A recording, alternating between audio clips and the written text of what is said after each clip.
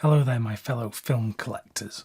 Today I have a stack of 4K and Blu-ray releases of recent times which I think are worth sharing with you. I have a real mix of stuff here, so I'm just going to get into it, but hopefully you can take one of these as a recommendation of something to try for yourself. Let's start with a 4K release which I was rather perplexed at when it first got announced.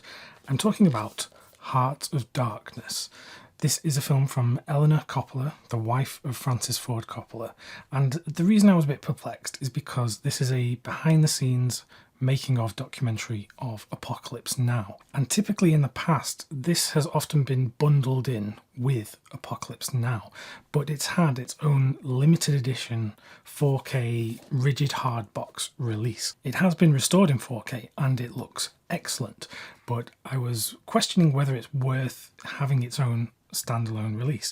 It's a great film in its own right because it really does show a lot of the craziness that went on during the making of Apocalypse Now. So it will be up to you whether you think it's worth the price tag for getting this making of documentary, but you do get a lot inside this collector's edition. It's a 3-disc set, so inside this digipack you get the 4K disc, the film on a Blu-ray, and then a disc of special features which includes a bunch of short films from the filmmaker and some of the other behind-the-scenes documentaries that she made as well. Unfortunately, the 4K presentation is a very good one indeed. It looks beautifully restored, and they have inserted restored clips of Apocalypse Now into Hearts of Darkness, so it all looks seamless in terms of quality. You get 2 booklets in this edition. The first one is excellent because this is the set of notes from Eleanor Coppola herself during the making of this film.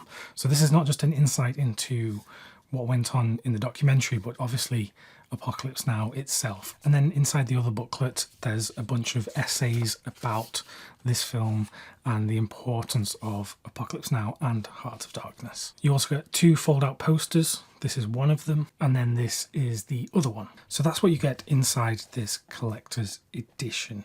There's a lot of stuff here, and if you're a fan of Apocalypse Now, then this is probably essential stuff for you.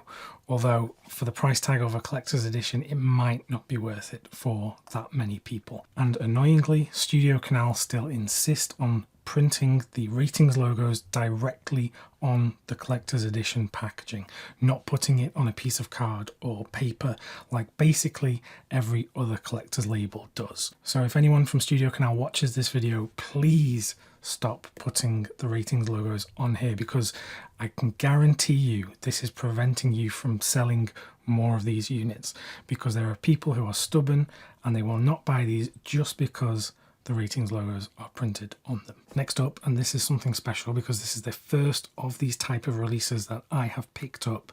It's one of the Hammer limited edition 4K sets they've been doing. This one for Quamas II. And after watching this, the quality of the film and how it looks, and then seeing all the stuff you get inside, I have to go back and get the other Quamas film they've done and perhaps some of the others. I'm sure most people watching this video know Hammer for their horror films, the Dracula films with Christopher Lee and Peter Cushing, but Hammer actually made so many films during their run, including some great science fiction films like the Quamas films. And in Quamas II from 1957, we follow these scientists who discover that there is a secret government base which is studying space and the moon.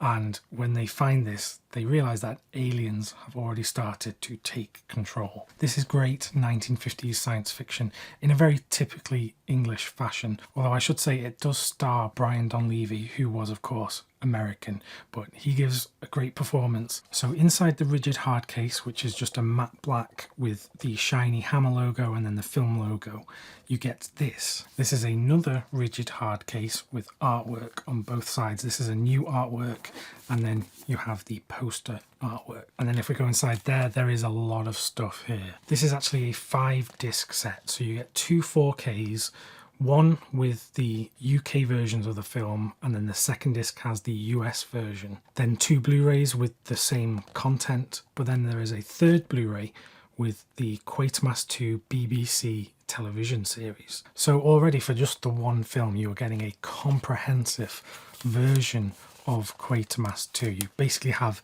everything you could ever want here. Now, I'm no expert on the film, so perhaps there's something missing, but for a bit of a novice to this area of Hammer, I was very impressed by what is included here. Then we have some art cards. I don't like art cards, as we know, but these are obviously reproductions of old cards that were promoting the film. You get a double-sided poster, which has an English poster here, and then there is a French poster on the back. Then you have a graphic novel adaptation of the film, which I think was originally from the 1970s as part of a magazine. So this was a great inclusion. And then you get this, the Quamas Papers. This is volume 2, so I have to assume the first one was in the first Quamas release, which I need to get now. But this includes all sorts of behind the scenes, production stuff, writings on the film, etc. So this is a big book as well. So overall, I loved this release. This is fantastic stuff. Obviously, the film won't be for everyone, but if you like Hammer, if you like old school science fiction, this is definitely one to get. And look, no ratings logos on the case, so other labels can take note. Next, I have a new horror release from Second Sight Films, and they are experts in releasing great horror in beautiful editions. This one is When Evil Lurks. This is a very recent film from Argentina, and this is really quite remarkable because, at least for the first half, this film had me absolutely gripped. Some stuff that I was just not expecting to see. Truly horrific stuff, like incredible shock value. If you want to be shocked, then you will find those shocks in this film. The only reason it didn't grip me throughout is because towards the climax of the film, it does sort of fall into typical horror tropes, but often that is unavoidable because, particularly in the horror genre, there's often not too much room to experiment and end in a very different way. So I can see why filmmakers kind of go a certain route. But yeah, really great stuff. If you're a horror fan, I definitely recommend When Evil Lurks. And Second Sight Films, as always, do a great limited edition. Here's a rigid hard case with no ratings logos. It does come with a J card, which will have all the special features on here. Inside the box, there is a digipack with a Blu-ray and a 4K disc. The 4K has Dolby Vision HDR, and for a modern film, it looks as good as you could imagine. For the art card fans, you've got different cards with the different characters from the film. And then you have a book, which, while it's only paperback, not one of their nice hardback books, it is over 100 pages long with tons of writings and pictures and things from the film. So a very substantial one to read after watching. So I had a fantastic time with this one. It was a film that wasn't on my radar at all.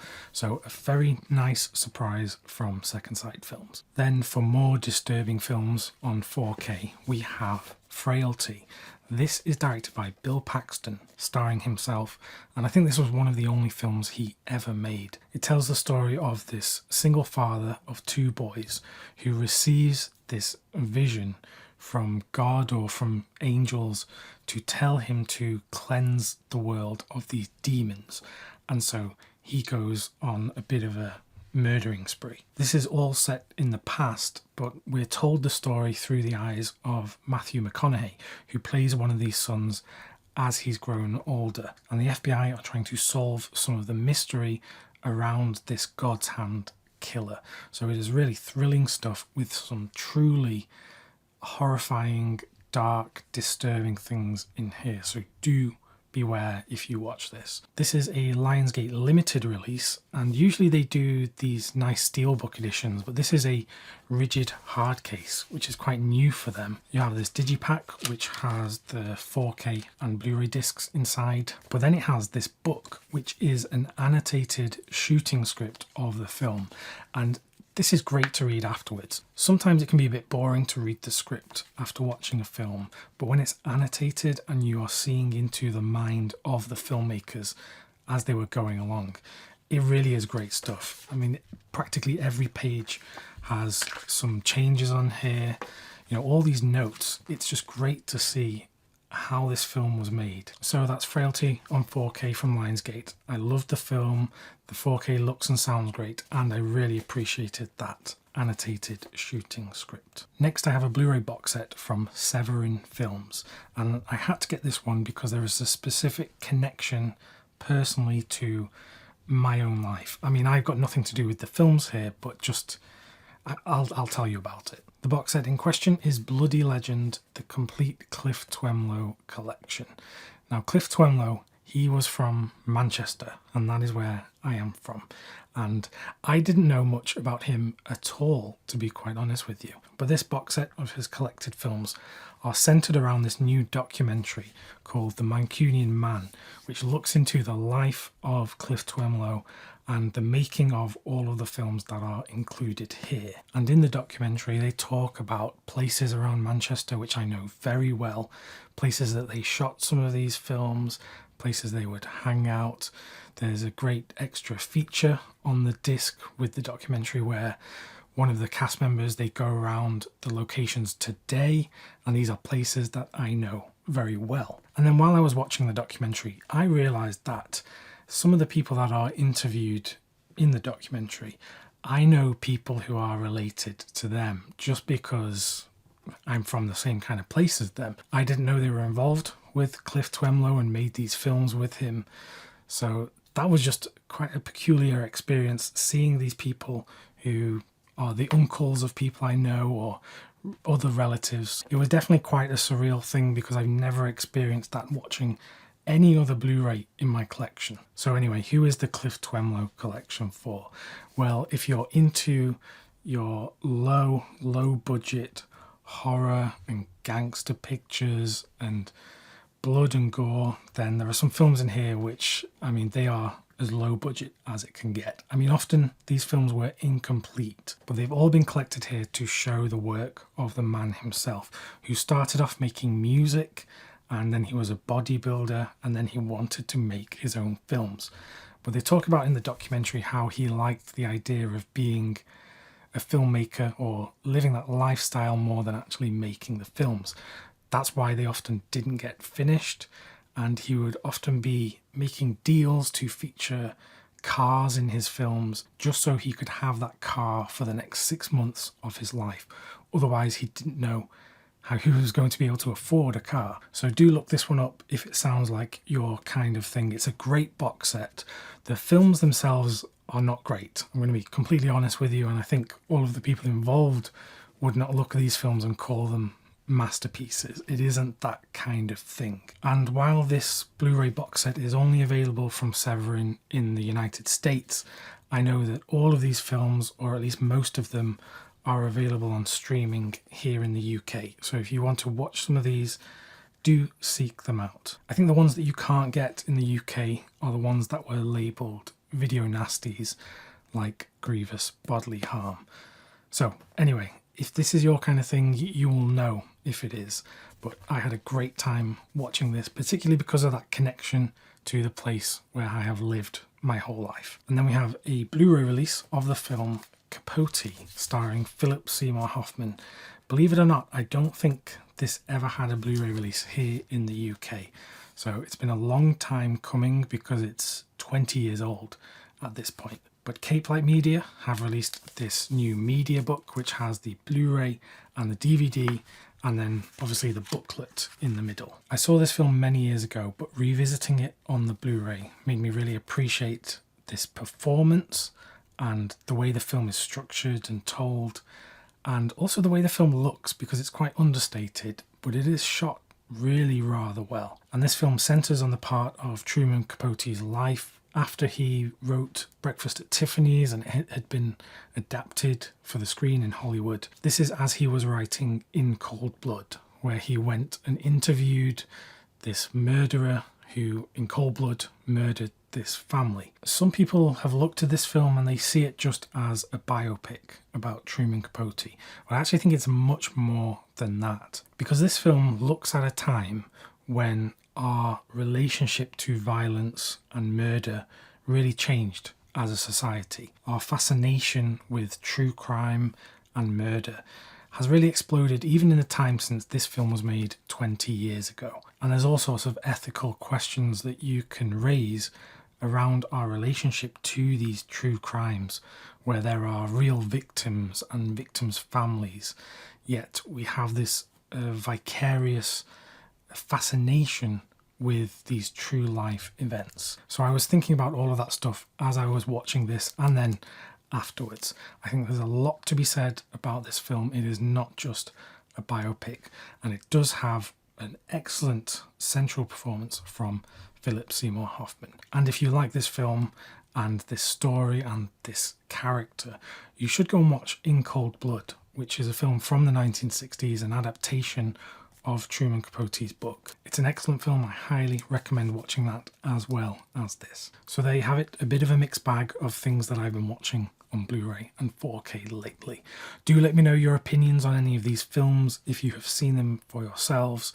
But as I said at the start of the video, hopefully at least one of these intrigues you, so you can go and explore it further. If you like my videos and want to watch more, just click the one that is presented to you on screen right now.